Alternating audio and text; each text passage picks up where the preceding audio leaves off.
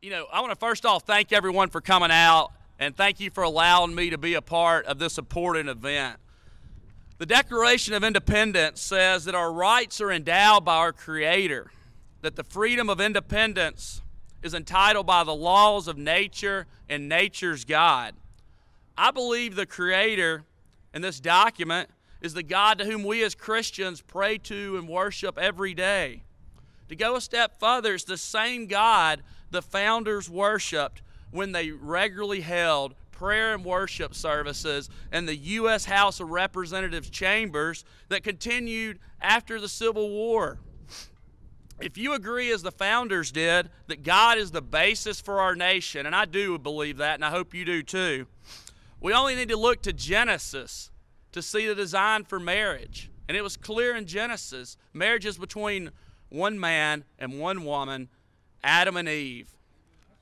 Marriage is an institution created and ordained by God. And I want to be real clear on this. It's not created by man, it's not created by government, and it certainly isn't created by an activist federal judge.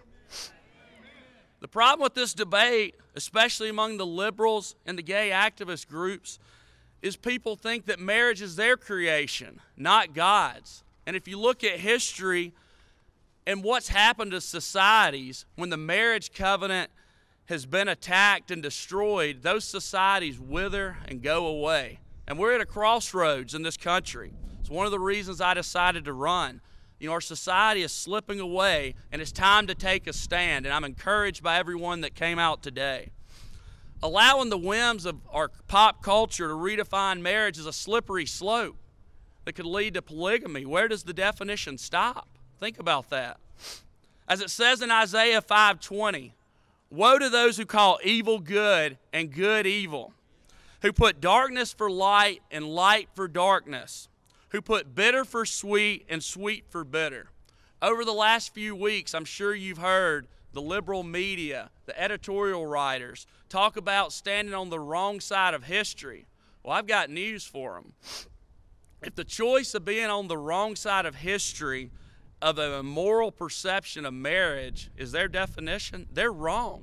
I will always stand for biblical truth, a biblical definition of marriage between one man and one woman, and that's an easy decision. One thing I want to let you know, the State House is a building behind, 2 buildings behind us. Our colleagues and I are going to look for every remedy, every protection to make sure we defend traditional marriage this next session. You have my word on that.